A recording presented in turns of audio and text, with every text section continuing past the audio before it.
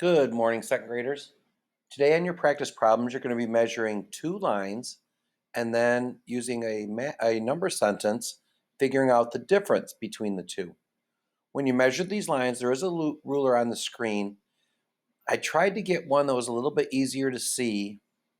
It's a little challenging though. Let me make it a little bigger. That's better. On your screen, if you use your trackpad, you can zoom in and out a little bit, and that might help you a little bit too.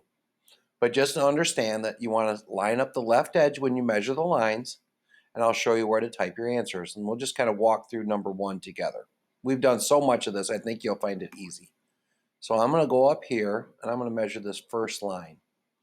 And if it's not exactly on one of the numbers, I'll just estimate. Whichever number it's closest to is fine. So the longer line is 14. And I'll type that right in here.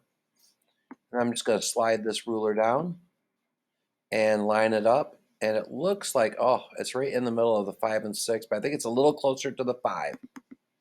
So I just made it. If you put 6 down, I would not count that as wrong. And then down here is where you're going to type in the number sentence to determine the difference between those two lines. Okay, so in this first one, the larger number, the longer line, 14, take away 5 will equal the difference, which is 9.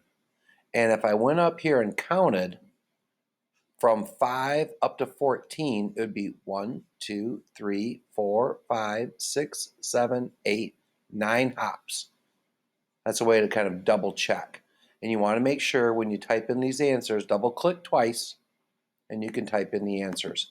And each one of these problems, you have 2 lines to measure and then a number sentence to create. All right, good luck this morning.